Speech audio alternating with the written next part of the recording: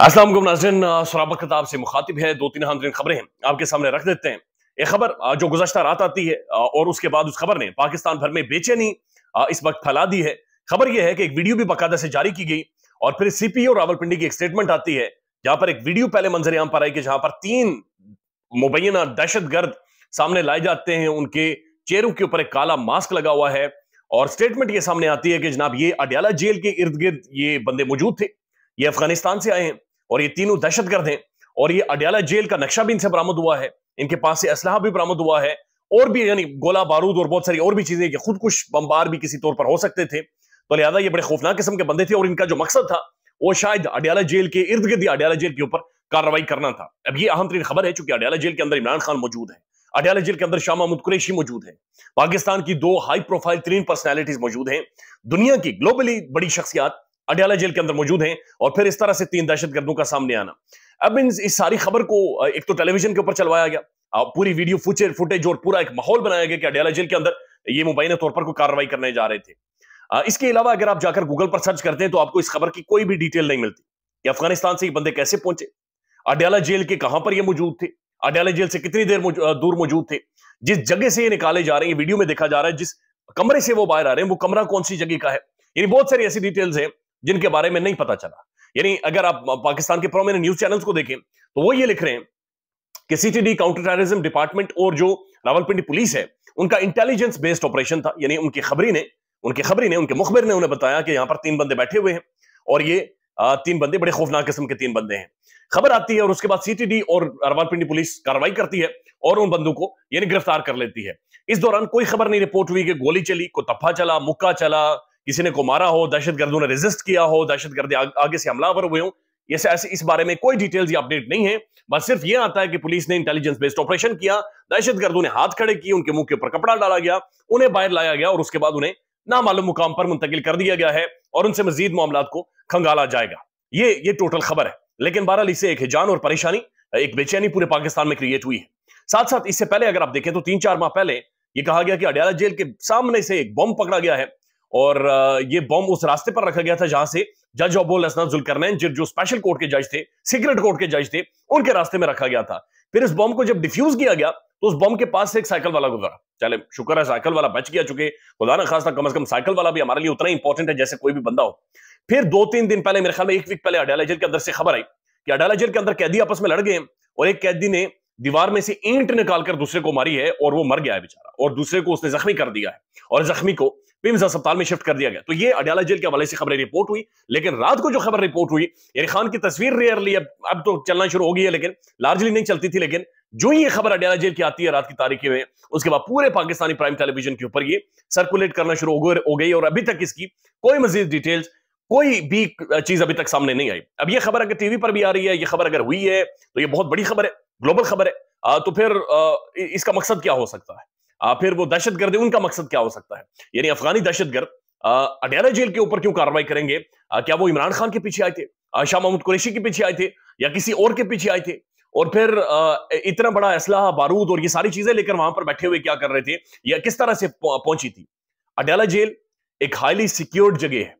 Adiala jail का रकबा थोड़ा नहीं है, वहां पर जगह जगह पर नाके लगे हुए, पुलिस मौजूद होती है और अडयाला जेल भी एक काफी बड़ी जगह पर फैला हुआ है। लिहाजा वहां पर ये बंदे कैसे पहुंचे और ये सारी क्या कार्रवाई थी, इस बारे में कोई भी, यानी मुबहम खबरें हैं, कोई भी क्लियर कट स्टेटमेंट, ये खबर अभी तक सामने नहीं आई।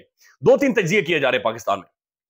एक तो तज्जिया ये मौजूद है कि शायद इमरान खान को खौफजदा करने की कोशिश की जा रही है, खान को डराने की कोशिश की जा रही है कि खुदा न खास्ता ये भी हो सकता है। अगर ये कोशिश है तो मेरे ख्याल में ये हो नहीं सकता, चूंकि जो इमरान खान को डराने की अगर कोई सोच भी रहा है तो उसे पता है इमरान खान को आपने गोलियां मार दी, गोलियां लगी हुई, वो बंदा बाहर आता है और ऐसे मुक्का ऊपर करके लहराता है। लिहाजा सवाल ही पैदा नहीं होता।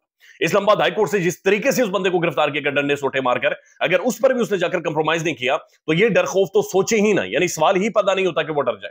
उसके बाद वजीराबाद में उन्हें बाकायदा से गोलियां मारी गई, सरेआम खान को गोलियां लगती हैं और वो अपने सारा पूरा माहौल देखा होगा और जाहिर है उसके बाद वो खड़ा भी हो जाता है और सामने आता है। तो खौफजदा का तो मैंने एक दफा इमरान खान के जो बॉडीगार्ड है उनका इंटरव्यू किया, मैंने उनसे पूछा कि आपको खान के साथ चलते हुए डर नहीं लगता?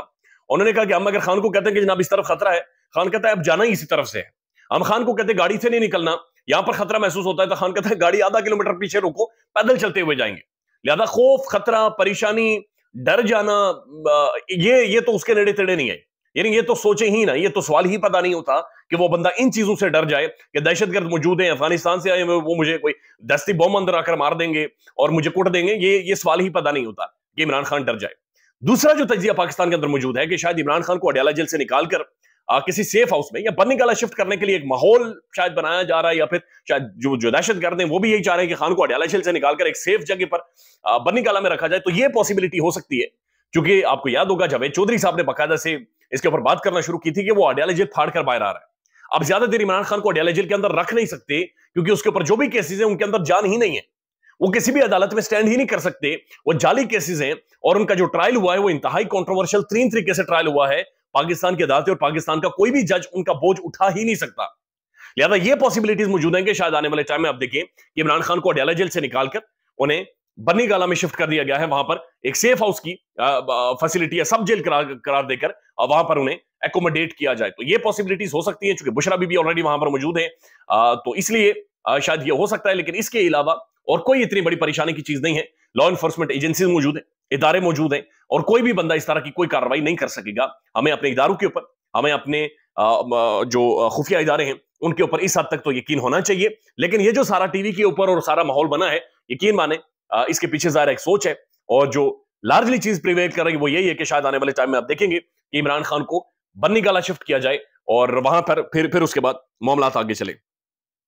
अब एक और खबर है, और एक खबर यह है कि मरीम साहबा की गुज़श्ता दिन की प्रेस कॉन्फ्रेंस आज डॉन अखबार में भी छपी है, जहां पर वो ये कह रही है कि पंजाब के अंदर जो तहरीक इंसाफ प्रोटेस्ट करेगी, एहतजाज करेगी, मैं उनके साथ रूथलेस बिहेव करूंगा। रूथलेस यानी रौंद देंगे, यानी कुचल देंगे, बिल्कुल रौंद के रख दूंगी। उन्होंने कहा जीरो टॉलरेंस अगर कोई भी मसला पंजाब के अंदर होता है। ये वही मरीम साहबा हैं जिन्होंने आज से तकरीबन 1 हफ्ता पहले जब हल्फ उठाया, असेंबली के अंदर खड़ी हुई, उसके बाद ये अपोजिशन लीडर के पास जाती। ये वही मरीम साहबा जिन्होंने वहां पर खड़े होकर कहा कि अपोजिशन के लिए मेरे दिल के दरवाजे भी खुले हुए, और मैं चाहती थी कि ऐवान के अंदर अपोजिशन मौजूद होती, प्रोटेस्ट करती, नारेबाजी करती, और मैंने उस नारेबाजी में तकरीर करती। ये मरीम साहबा के अल्फाज है। लेकिन 1 हफ्ते के अंदर उनकी बौखलाहट इतनी ज्यादा है, उनका डर इतना ज्यादा है, उनका खौफ इतना ज्यादा है कि वो ये कह रहे हैं कि मैं रूथलेसली, यानी बिल्कुल काट देंगे भाई, रंदे फेर देंगे, दवाई फेर देंगे भाई, रूथलेसली हमने बिहेव करना है। किसी ने भी अगर लॉ एंड ऑर्डर, ज़ाहिर प्रोटेस्ट करेंगे, सड़कें तो बंद होती हैं प्रोटेस्ट में। प्रोटेस्ट का मतलब ही ये होता है, एहतजाज का मतलब ही ये होता है कि भाई रास्ते तो रुकते हैं, प्रोटेस्ट होते हैं, लेकिन उसके बाद क्राउड डिस्पर्स हो जाता है।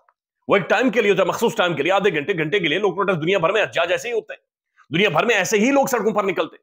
और फिर एक इंतखाबात जो कि धांधली ज्यादा इंतखाबात हैं, जिनके बारे में पिल डैड ये कह रहे हैं कि 50% भी इनके अंदर शफाफियत नहीं थी, तो उनके बारे में लोग प्रोटेस्ट ना करें तो क्या करें।